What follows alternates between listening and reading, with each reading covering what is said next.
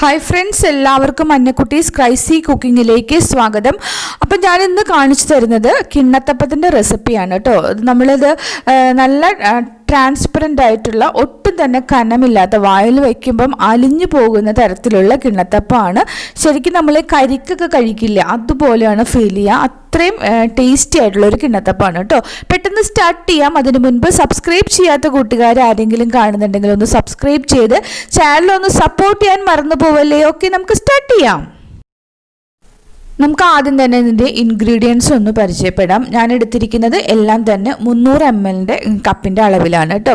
1 cup അരിപ്പൊടി എടുത്തിട്ടുണ്ട്. നല്ല നൈസ് പൊടിയാണ്, അപ്പം തന്നെ കെടുക്കില്ല, അതുപോലെയുള്ള നൈസ് പൊടി അരിപ്പൊടിയാണ് എടുത്തിട്ടുള്ളത്. വറുത്ത അരിപ്പൊടി അല്ല കേട്ടോ. പിന്നെ എടുത്തിരിക്കുന്നത് ഒരു പകുതി നാളികേരം പിഴിഞ്ഞ് നല്ല കട്ടിയുള്ള 1 കപ്പ് കട്ടിപ്പാലും എടുത്തിട്ടുണ്ട്. അതുപോലെ തന്നെ കട്ടി കുറഞ്ഞ 1 കപ്പ് പാലും എടുത്തിട്ടുണ്ട്. പിന്നെ ഞാൻ ഒരു 1/2 കപ്പ് പഞ്ചസാരയും കൂടി എടുത്തിട്ടുണ്ട് കേട്ടോ. അപ്പോൾ നമുക്ക് ആദ്യം തന്നെ ഇതൊന്ന് അരച്ചെടുക്കണം. അതിനായിട്ട് ഒരു മിക്സിയുടെ ജാറിലേക്ക് 1 കപ്പ് അരിപ്പൊടി ഇട്ട് കൊടുക്കുകയാണ്. നമ്മൾ എടുത്തു വെച്ചിരിക്കുന്ന കട്ടിയുള്ള നാളികേരപ്പാലുണ്ടല്ലോ, അതിൽ നിന്ന് ഒരു പകുതിയോളം കുറച്ച് ഒഴിച്ചു കൊടുത്ത് നന്നായിട്ട് ആദ്യം തന്നെ ഒന്ന് നമുക്ക് അടിച്ചെടുക്കാം.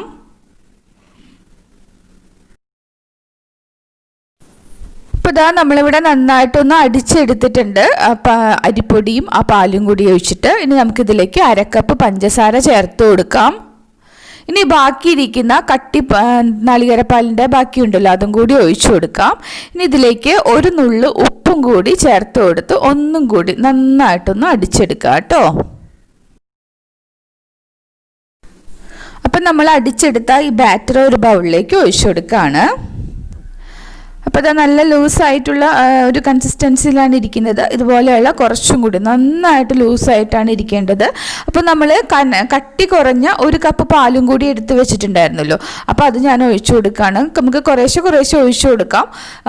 എനിക്ക് ശരിക്കും പറഞ്ഞാൽ ഈ 1 കപ്പും ഒഴിക്കേണ്ടി വന്നു. കറക്റ്റ് അളവാണ് ഞാൻ പറഞ്ഞിട്ടുള്ളത് കേട്ടോ. കണ്ടല്ലോ, ഈ 1 കപ്പ് മുഴുവനോടെ തന്നെ ഞാൻ കട്ടി കുറഞ്ഞിട്ടുള്ള നാളികേരപ്പാലും കൂടി ഒഴിച്ചു കൊടുത്തിട്ടുണ്ട്. അപ്പോൾ ഈ ഒരു കൺസിസ്റ്റൻസിയാണ്, നല്ല വെള്ളം പോലെ, നമ്മൾ പാൽ എടുക്കില്ല അതുപോലെ ഇരിക്കേണ്ടത്. നമുക്കിതിനൊന്ന് ഇതുപോലെ അരിച്ചെടുക്കാം. അരിച്ചെടുക്കുമ്പോൾ അതിൻ്റെ ഉള്ളിൽ എന്തെങ്കിലുമൊക്കെ എന്താ പറയുക, അരിപ്പൊടിയുടെയൊക്കെ എന്തെങ്കിലും അംശമൊക്കെ ഉണ്ടെങ്കിൽ അത് മാറി കിട്ടാൻ വേണ്ടിയിട്ടാണ്. നല്ല നമ്മൾ കരിക്ക് കഴിക്കണ പോലെ കഴിക്കാൻ പറ്റും എന്നല്ല പറഞ്ഞു, അത്രയും ട്രാൻസ്പെറൻ്റ് ആയിട്ടിരിക്കണമെങ്കിൽ ഇതുപോലെ അരിച്ചെടുക്കുക. അപ്പോൾ കണ്ടല്ലോ, ഇതുപോലെ മുകളിലോട്ട് അടിഞ്ഞു വരും. അപ്പോൾ അത് നമുക്ക് വേണ്ട, അതൊന്ന് മാറ്റി വയ്ക്കാം. അപ്പോൾ ഞാൻ പറഞ്ഞ അളവ് കറക്റ്റാണ് കേട്ടോ. 1 കപ്പ് അരിപ്പൊടിക്ക് 1 കപ്പ് കട്ടി നാളികേരപ്പാലും 1 കപ്പ് കട്ടി കുറഞ്ഞ നാളികേരപ്പാലുമാണ് വേണ്ടത് കേട്ടോ. അപ്പോൾ നന്നായിട്ടൊന്ന് മിക്സ് ചെയ്തെടുത്തിട്ടുണ്ട്. നമുക്കിതിനൊരു 10 മിനിറ്റ് ഇതൊന്ന് സെറ്റ് ആവാനായിട്ട് റെസ്റ്റ് ചെയ്യാൻ വയ്ക്കാം. അപ്പോൾ അതാ ഒരു 10 മിനിറ്റ് കഴിഞ്ഞിട്ടുണ്ട്. നമ്മൾ കുറച്ച് സമയം കൂടുതൽ വെക്കണമെന്നൊന്നുമില്ല, അതെല്ലാം നമുക്ക് പെട്ടെന്ന് തന്നെ അപ്പം ചുട്ടെടുക്കണമെങ്കിൽ അങ്ങനെ ആവാം കേട്ടോ. അപ്പോൾ ഒരു 10 മിനിറ്റ് റെസ്റ്റ് ചെയ്യാൻ വെക്കുന്നത് നല്ലതാണ്. അത് ഏതൊരു മാവും അങ്ങനെ തന്നെയാണ്, നമ്മൾ കുറച്ച് നേരം റെസ്റ്റ് ചെയ്യാൻ വെക്കുമ്പോൾ അതൊന്ന് സെറ്റായിട്ട് കിട്ടും. അപ്പോൾ ഇതാ ഞാനിതുപോലെ നമ്മൾ ചോറ് കഴിക്കുന്ന പ്ലേറ്റ് ഉണ്ടല്ലോ, അതൊന്ന് ഗ്രീസ് ചെയ്തെടുത്തിട്ടുണ്ട്. കുറച്ച് ഓയിൽ തടവി എടുത്തിട്ടുണ്ട്.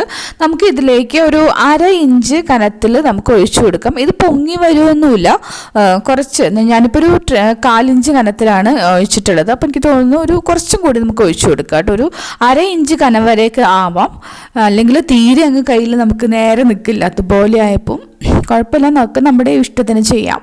അപ്പോൾ ഞാനിവിടെ വെള്ളം തിളയ്ക്കാനായിട്ട് വെച്ചിട്ടുണ്ടായിരുന്നു. വെള്ളം തിളച്ച് വരുമ്പോൾ അതിൻ്റെ മുകളിലോട്ട് നമ്മുടെ ഈ ബാറ്ററിൻ്റെ ഇതിങ്ങനെ ഇറക്കി വെച്ച് അടച്ച് വെച്ച് കൊടുത്ത് നമുക്ക് വേവിച്ചെടുക്കാം കേട്ടോ. അപ്പം നമ്മൾ അടച്ച് വെച്ച് കഴിഞ്ഞിട്ട് ഒരു 5-6 മിനിറ്റ് കഴിയുമ്പോൾ ഒന്ന് തുറന്ന് നമ്മളൊരു കാര്യങ്ങൾ കുറച്ച് ചേർത്ത് കൊടുക്കണം. ഞാനിവിടെ എടുത്തിരിക്കുന്നത് ഒരു 3 ഏലക്ക ചതച്ചെടുത്തിട്ടുണ്ട്. അതുപോലെ തന്നെ കുറച്ച് നല്ല ജീരകവും കൂടി ഇതിൻ്റെ മുകളിലോട്ട് ഇങ്ങനെ സ്പ്രെഡ് ചെയ്ത് കൊടുക്കുകയാണ്. ഏലക്ക ചതച്ചെടുത്താൽ മതി കേട്ടോ, ജസ്റ്റ് ആ ഫ്ലേവർ ഇറങ്ങാം. നമുക്ക് പിന്നീട് നമുക്ക് എടുത്ത് കളയും കൂടി ചെയ്യാം കേട്ടോ. അപ്പോൾ ഇനി നമുക്കിതിനെ വീണ്ടും അടച്ച് വെച്ച് ഒരു 15 മിനിറ്റും കൂടി ഒന്ന് വേവിച്ചെടുക്കാം. അപ്പോൾ നന്നായിട്ട് തന്നെ വെന്ത് കിട്ടും. അപ്പോൾ മൊത്തം ഒരു 20 മിനിറ്റ് ആയിട്ടുണ്ട്. നമ്മുടെ ഈ കിണ്ണത്തപ്പം നന്നായിട്ട് തന്നെ വെന്ത് വന്നിട്ടുണ്ട്. പക്ഷെ നമുക്കിപ്പോൾ തൊട്ട് നോക്കുമ്പോൾ വിചാരിക്കും വെന്തിട്ടില്ല എന്ന്. അപ്പം അതുകൊണ്ട് തന്നെ നിങ്ങൾ ഇറക്കി വെച്ച ശേഷം നന്നായിട്ട് തണുത്ത ശേഷം വേണം കിണ്ണത്തപ്പം മുറിച്ചെടുക്കാനായിട്ട് കേട്ടോ. എങ്കിൽ മാത്രമാണ് അത് സെറ്റായിട്ട് വരുള്ളൂ, അല്ലെങ്കിൽ നിങ്ങൾക്കത് വെന്തില്ല എന്ന് തോന്നുള്ളൂ. നന്നായിട്ട് തണുത്ത ശേഷം നമുക്കിതുപോലെ മുറിച്ചെടുക്കാം. അപ്പോൾ ഇതാ നിങ്ങൾക്കിത് കാണുമ്പോൾ തന്നെ മനസ്സിലാവുന്നുണ്ടല്ലോ, നല്ല ട്രാൻസ്പെറൻ്റ് ആയിട്ടായിരിക്കുന്നത്. നമ്മൾ ശരിക്കും കരിക്ക് കഴിക്കുന്നത് പോലെയാണ് ഫീൽ ചെയ്യുക. അത്രയും എന്താ പറയുക, അത്രയും സോഫ്റ്റാണ്. കണ്ടത് ഈ ഒരു രീതിയിലാണ്, ഇത്രയും കനം കുറഞ്ഞ നല്ല ട്രാൻസ്പെറൻ്റ് ആയിട്ടിരിക്കുന്ന നല്ല അടിപൊളിയായിട്ടുള്ള ഒരു കിണ്ണത്തപ്പമാണ് കേട്ടോ. അടിപൊളി ടേസ്റ്റി ആയിട്ടുള്ള ഒരു റെസിപ്പിയാണ്. കൂട്ടുകാരെല്ലാവരും ട്രൈ ചെയ്ത് നോക്കണം. ഇഷ്ടപ്പെട്ടിട്ടുണ്ടെങ്കിൽ ഒന്ന് ലൈക്ക് ചെയ്യാൻ മറക്കരുത്. നിങ്ങളുടെ അഭിപ്രായങ്ങളും എന്തെങ്കിലും നിർദ്ദേശങ്ങളും ഉണ്ടെങ്കിൽ അതെല്ലാം തന്നെ കമൻറ്റ് ബോക്സിലൂടെ പങ്കുവയ്ക്കാനും കൂടി ശ്രദ്ധിക്കണേ.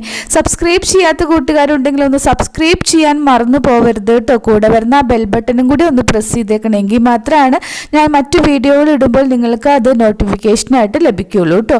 നിങ്ങൾക്ക് ഈ റെസിപ്പി ഇഷ്ടപ്പെട്ടിട്ടുണ്ടെങ്കിൽ നിങ്ങളുടെ കൂട്ടുകാർക്കും കൂടി ഈ വീഡിയോ ഒന്ന് ഷെയർ ചെയ്ത് കൊടുത്താൽ നമ്മുടെ ചാനലിന് വലിയൊരു സപ്പോർട്ടായിരിക്കും. ഓക്കെ, അടുത്ത ദിവസം നല്ല റെസിപ്പിയുമായി ഞാൻ വേഗം വരാം. താങ്ക്